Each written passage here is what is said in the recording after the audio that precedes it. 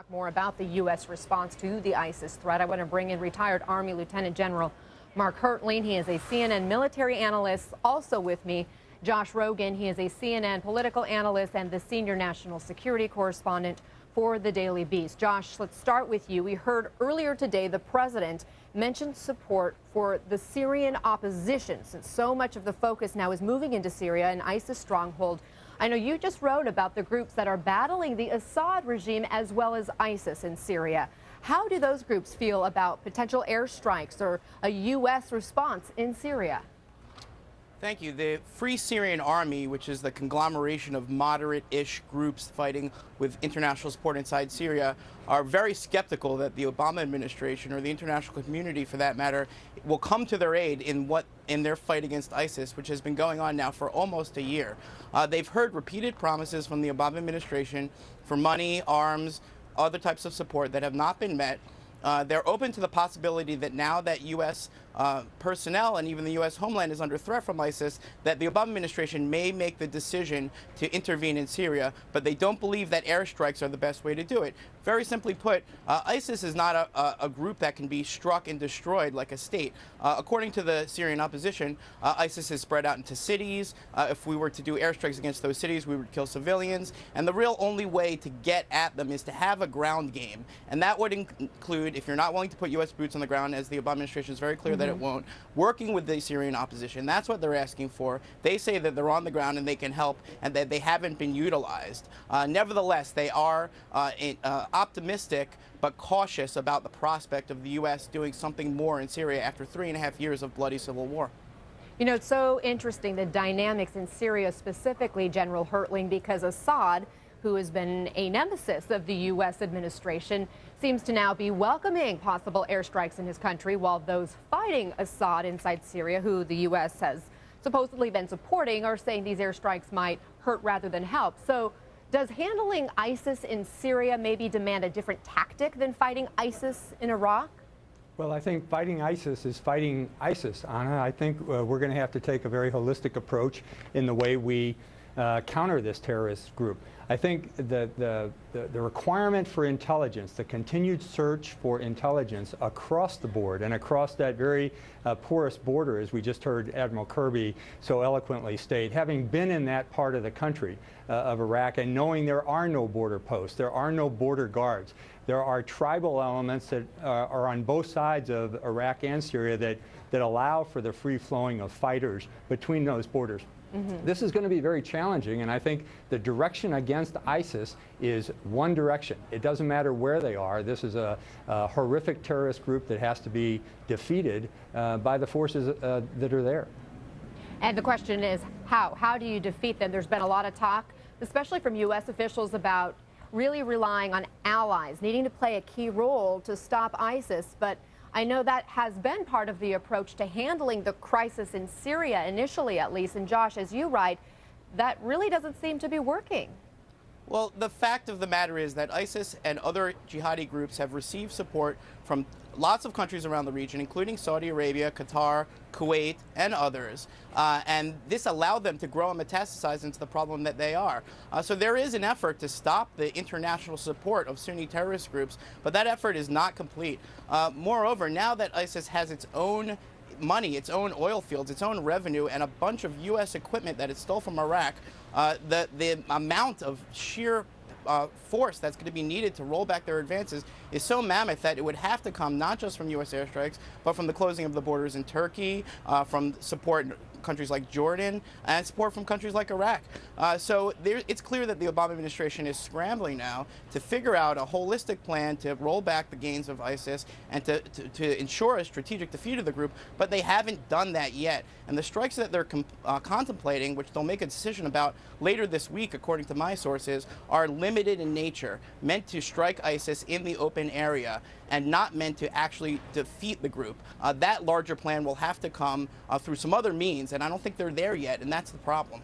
Yeah, and Anna, if I might add to that too, I think Josh has hit a very good point, and your question sums it up. There has been the talk of international defense against this threat, but it's only really been talk. And I think the execution of Mr. Foley last week, the understanding that there are jihadists coming from throughout Europe, and my last command in Europe, it's good to hear many of the countries that are now ponying up either supplies or forces for this effort. I think this is a critical piece. We have got to get not only Europeans and Americans, but we also have to get the moderate Islamists involved in this and condemning this group that is such an aberration to the great religion of Islam. And that's so true. And the only thing that I would add here is that if we are fighting the ideology of ISIS, a group that has a huge propaganda machine and is so good at social media that it can actually radicalize people in the U.S. and in Europe, then we have to have a counter propaganda, counter messaging plan as well. And I don't see that in any real way. Well, they Gentlemen, talk a lot. thank you so much. Just a moment. I need to bring in, I want to bring into the conversation with us our Christiane Amanpour, who is now joining us. She also was listening into that last Pentagon briefing, has been up to speed on these latest developments regarding the reconnaissance flights over Syria that the Obama administration has now said is okay to move ahead with that. Christiane, what is your reaction to what you've been hearing in the last few hours? Well, we've been reporting on what possibly might happen. I interviewed the UK ambassador to the UN, who says that yes, now that these surveillance flights have been authorized, it's possible that some US action could happen, as both the General and Josh have been talking about to you over the last several moments. But I think from what I've heard from your conversation with the two gentlemen is that a big sign needs to go up. Wanted, one coherent strategy. As the General said, this is a major terrorist threat, that there needs to be a complete strategy to defeat ISIS. The U.S. has done it before. ISIS's predecessor was AQI, Al-Qaeda in Iraq, and during the surge of 07-08, they did manage, with the help of Sunnis in Iraq, to push back the ISIS predecessor.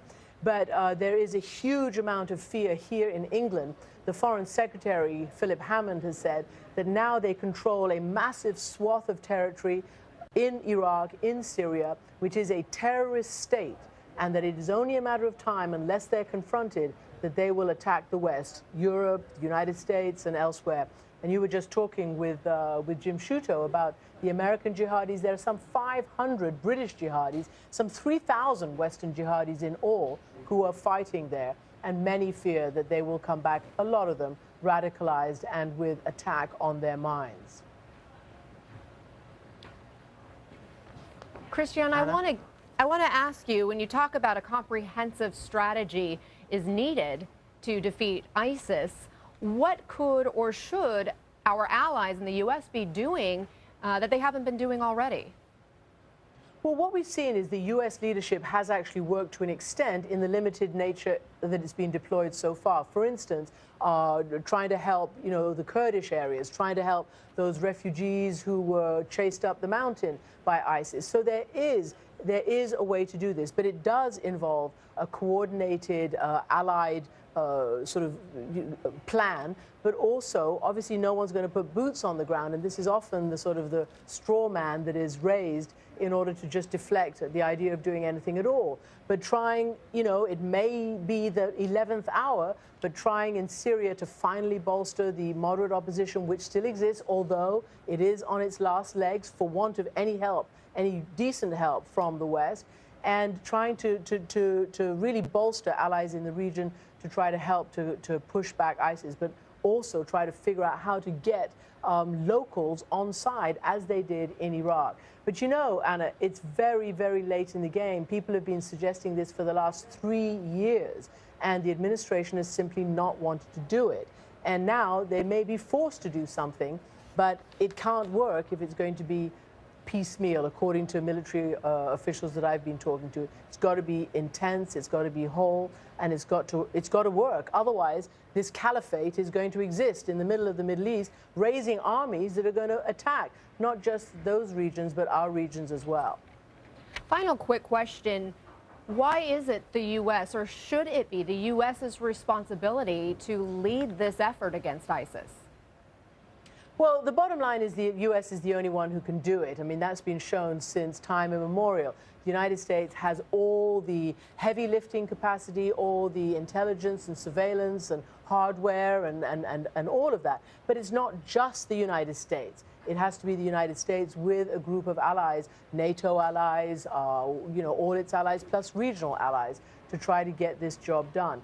And, many have said that it has been this lack of any kind of intervention over the last 3 years that has seen what was actually a moderate opposition more and more sidelined by the extremists, ISIS, al-Nusra, all the others in Syria, who actually have received help from outside, while the moderate opposition has not. And let's not forget that the moderate opposition over the last year, perhaps a year ago, was very close to making very serious inroads into Assad's forces. And it has been beating back and fighting off the extremists like ISIS. But then Assad got help from Iran and Russia, came back very, very strong. And there is evidence that Assad has been colluding with ISIS in order to have this self-fulfilling prophecy. And to this notion that maybe the U.S. should jump into bed in a marriage of convenience with Assad, that is being poo-pooed by the U.S. and indeed by Britain right now, because Assad, they say, is actually the cause of all of this. And we just heard Rear Admiral John Kirby say that's not going to happen. Christiana Amanpour, thanks for your insight. Also, our thanks to Lieutenant General Mark Hertling and Josh Rogan.